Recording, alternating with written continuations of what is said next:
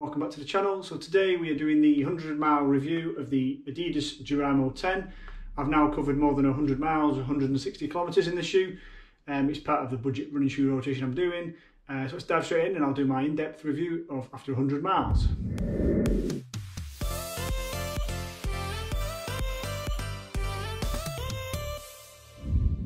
Hello everyone. Yeah, so normally I do my like an update after initial run, and then I'll do my 100-mile review and a 250-mile review with most of my shoes. So today we're going to cover the Adidas Duramo 10 in terms of how if my opinions have changed, and then obviously I'll do a full in-depth review today, and I'll generally give a score for the outsole, midsole, upper. I also give a value score and a durability prediction score.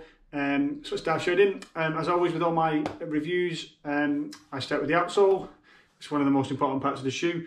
So again, I'll do some close-ups, but after 100 miles, there is literally no wear and tear, very little visibility that I've even run in it, other than obviously the mud and the debris that I've picked up whilst I've been using the shoe. And for me, out of 10, again, I give everything a score out of 10. So for the outsole, after 100 miles with no visibility of wear and tear, I've used it in wet conditions, dry conditions, slightly snowy conditions, cold, hot, well, as hot as it's been so far this year. So I'm going to give it a score of 9 out of 10. I've had literally zero issues, no slippage, no discomfort.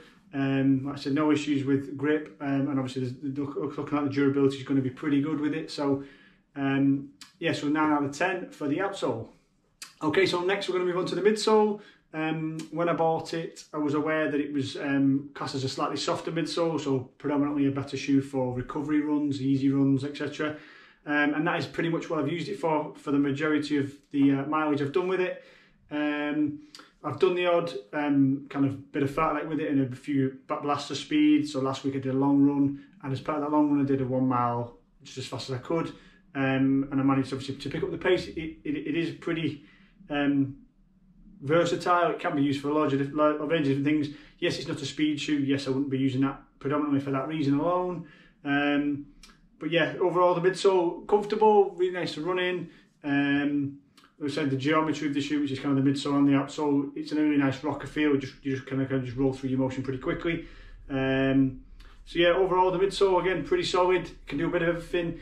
It's got any carbon fibre in it. It's not the most responsive. It's not the most exciting. But again, this is a budget shoe, so I'm going to give the midsole an 8 out of 10. Actually, it's done everything I've asked of it.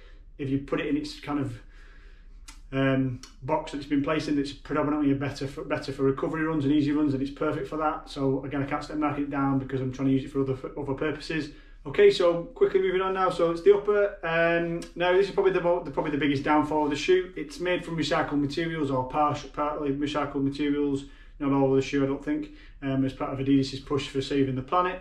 So it's kind of made out of recycled plastic. You can kind of tell that with the upper. It's a kind of a coarse, not like a mesh or what's the word I'm looking for? It's not a mesh or like a stitched upper. You can feel it's generally like a plastic-based product rather than like a fabric-based upper. The breathability, again, I get some close-ups. The breathability is not perfect, again, because of that reason. It's quite a tightly stitched upper. There's not loads of air holes and gaps for the air to breathe and get into your foot. So again, initially I had a bit of an overheating issue. I had a few hot spots in the first run or two, but that has kind of cleared up. I don't know if that's because it's been fairly cold recently, so I've not had as much issues, or I've just got used to the shoe. But there's some kind of minor drawbacks, and again, probably the tongue and the lockdowns is the biggest one. That the tongue's not massively padded, it's not massively thick, but it's made out of like a really coarse, really inflexible material. So trying to tighten down for a decent lockdown is not ideal, and not that often that easy. Comfort-wise, really comfortable. Good padding in the heel pocket. Heel counter is really rigid, and again, loads of room in the toe box, and it fits true to size. So I got my UK size 11 as normal. So overall, there's a couple of minor drawbacks, a couple of minor issues. So I'm going to give it a 6.5 out of 10. I said it's the biggest, not let down, but yeah, it's the biggest drawback I've found with the shoe in terms of the breathability issue. The lockdown's not easy to get hold of. It does hold water sometimes. I found when I'm running, there's water shooting off my toe. I think it just gathers some water. Obviously being plastic based, it doesn't absorb the water.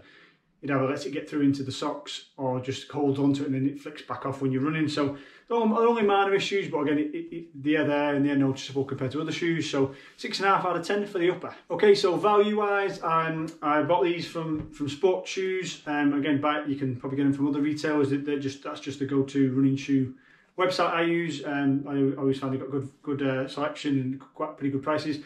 So yeah, so I picked these up November last year, ready for 2023 all year, and I bought them for £34, I think it was.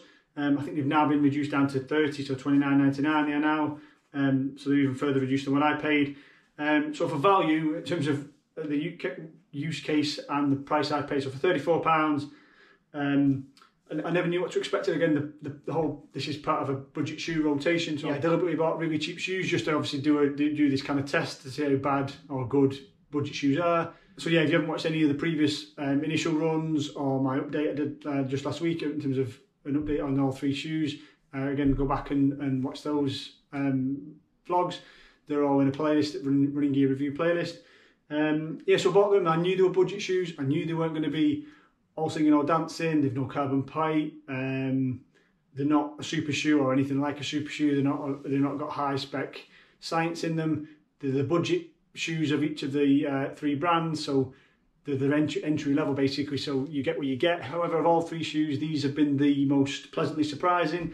I've actually found these to be the most enjoyable to run in. These have been my preference of the 3 shoes. If we were going on any type of run, like say just a steady pace run at 10k or more, and you said grab any one of the 3 shoes within that rotation, which is the Asics Jolt 3, this is the Adidas Duramo 10, and the New Balance 680 V7, I'd always grab this shoe. It's just turned out to be my preference so far. After 100 miles, that might change, but so for value, I'll have to give it like an 8 out of 10.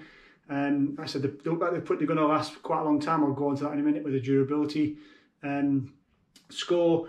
Like I said, it can do a lot of different things. It's a good solid daily trainer. Yes, it's better suited to the easier or steezy or steady pace runs. It's not a speed shoe in any type, but it can do bits of fartlek or short bursts if needs be within a run, like strides, etc.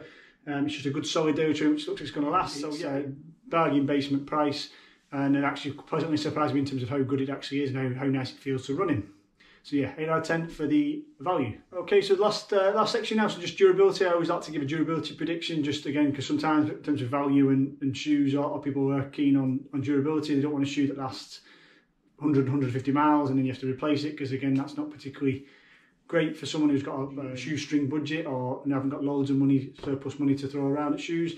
Hence, again, the purpose of this budget shoe rotation.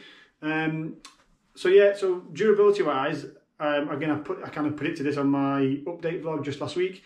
I'm going to assume I'm going to predict these are going to definitely get to 500 miles, 800 kilometers. Like I said, I've done 100 and there's not a single bit of wear and tear. Generally, you'll start to see a bit of wear on the outsole first, then the midsole might start to die. Uppers generally will last and last. I don't often get tears and rips in my uppers.